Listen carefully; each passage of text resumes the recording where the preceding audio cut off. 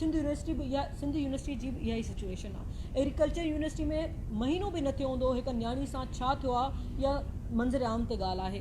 हर पूरे सिंध में शागिर्दनि सां इहो, पूरे पाकिस्तान में बल्कि मां चवां त इहो ग़लति न थींदो, शागिर्दनि सां इहो ई बिहेवियर आहे। उनखे टॉर्चर थो कयो वञे ज़हनी तरह, उनखे दॿायो थो वञे, उनखे ब्लैकमेल थो कयो वञे, तव्हांखे असां फेल कंदासीं। उन्हनि जे घर कॉल्स थियूं कयूं वञनि, उनखे ब्लैकमेल करे उन्हनि खे दॿायो थो वञे त तव्हां आवाज़ु न उथारियो।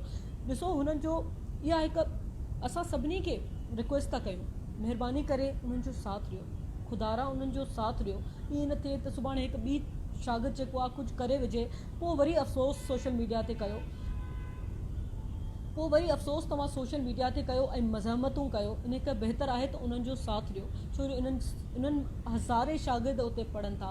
सुभाणे असांजा भेण भाउ, असांजो ईंदड़ नसल उते पढ़ंदो, उन ई यूनिवर्सिटी इन ई इदारनि में पढ़ंदा। उहे जे तव्हां उन्हनि सां अहिड़ो बिहेवियर रखंदा, असांजे फ्यूचर ईंदड़ डॉक्टर सां, इंजीनियर सां तव्हां उन्हनि सां अहिड़ो बिहेवियर रखंदा त उहे कहिड़े ज़हनी दबाव में वेंदा, या उहे छा ग़ुलाम पैदा न थींदा? तव्हां उन्हनि खे छा ग़ुलाम नथा ठाहिनि? इहे त जॾहिं हू फीसिस पंहिंजो टाइम ते ॾियनि था त छो न हू डिमांड कनि, छो न हू प्रोटेस्ट कनि, छो न हू आवाज़ु उथारनि पंहिंजे लाइ, पंहिंजे राइट्स लाइ, त असांखे पंहिंजूं शयूं, असांखे पंहिंजा हक़ ॾियो। इहो को ग़लति त न आहे। त इनखे कहिड़े बुनियाद ते उन्हनि खे नोटिस था मिलनि, असांखे सम्झायो वञे त कहिड़े बुनियाद ते आख़िर उनखे नोटिस मिलिया था वञनि त तव्हांखे असां कढी छॾींदासीं जे तव्हां आवाज़ु उथारींदा। उनजे घर कहिड़े बुनियाद ते फ़ोन थियूं कयूं वञनि, इहो असांखे ॿुधायो वञे। असांजा शागिर्द इलाही इनोसेंट आहिनि, कॾहिं एजेंसियुनि जा डप ॾेई, कॾहिं उन्हनि खे जेको आहे न स्कॉलरशिप्स आहिनि, न फीसिस आहिनि, न मतिलबु उते का फैसिलिटी आहे, न जिम आहिनि उते, न उते का जेको आहे एक्टिविटीज़ थियनि थियूं, एक्स्ट्रा करिकुलम एक्टिविटीज़ आहिनि।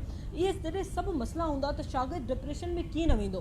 तव्हां सोचण जी ॻाल्हि आहे त शागिर्द डिप्रेशन में आख़िर कीअं न वेंदो, जिते का बि फैसिलिटी, जिते शागिर्द स्ट्रेस घटि करण लाइ का बि एक्टिविटी न हुजे। उल्टो उन जे बावजूदि तव्हां फीसिस में जॾहिं ॾिठो वञे त उते हर हिकु शइ जी फीस हूंदी आहे, मेडिकल खां वठी, एक्स्ट्रा करिकुलम खां वठी, ट्रिप्स खां वठी, पर असांखे शागिर्दनि खे अहिड़ी का बि फैसिलिटी मुहैया न आहे। उनजे बावजूदि बि हू ख़ामोश आहिनि, पर एतिरे क़दुरु त एतिरो त न कयो जो हू वीचारा साह खणण ई बंदि थी वञनि, सोचण ई बंदि थी वञनि, त पंहिंजे हक़नि लाइ हू ॻाल्हाइनि बि न, पंहिंजे हक़नि लाइ हू आवाज़ बि न उथारनि। हुनजे पीउ माउ जा पैसा, हुनजे फादर, हुनजे जेका पेरेंट्स आहिनि, उहे महिनत सां कमाइनि था।